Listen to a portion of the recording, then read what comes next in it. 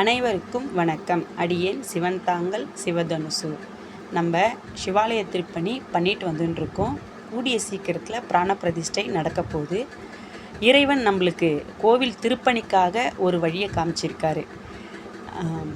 உடம்பில் இருக்கக்கூடிய தேவையில்லாத கழிவுகளை வெளியே நீக்கக்கூடிய சித்தா சூரண பொடிகள், சர்வரோக நிவாரண பொடி. இதை சாப்பிட்டா உடம்பில் இருக்கக்கூடிய நாள்பட்ட கழிவுகளை எல்லாம் வெளியேற்றி உடம்பை லேசாகவும் ஆரோக்கியமாகவும் வச்சுக்குது.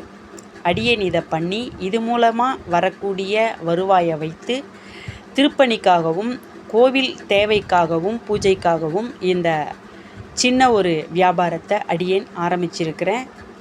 ஒரு 4 மாதமாக செஞ்சுக்கிட்டு இருக்கேன். நல்லபடியாக போயின்னு இருக்கு. வாங்கினவங்க எல்லாருமே இதை பயன்படுத்தி பார்த்துட்டு திரும்பவும் எனக்கு கொரியர் வேணும் அப்படின்னு அட்ரஸ் அனுப்பி வாங்கி சாப்பிட்றாங்க. இந்த பதிவை பார்க்குறவங்க கோவில் திருப்பணிக்கு உதவுன மாதிரியும் இருக்கும், அவங்களுடைய உடம்புக்கு தேவையான அனைத்து விஷயமும் கிடைத்தா மாதிரி இருக்கும். அவங்களும் பயனடைவாங்க, நானும் பயனடைவேன். சர்வரோக நிவாரண சித்தா பொடிகள் வாங்கி பயன்படுத்தி பாருங்கள். இதில் என்னுடைய செல் நம்பரையும் கொடுக்குறேன். அதை பார்த்துட்டு வேணுன்றவங்க எனக்கு கால் பண்ணுங்க, இல்லாட்டி அட்ரஸ் வாட்ஸ்அப் பண்ணுங்க. கொரியரில் கூட நான் அனுப்பி விடுறேன். அத மறந்துடாத. அது எப்படி சாமி? குருங்கிறவரும் நம்மள மாதிரி மனுஷர் தானே?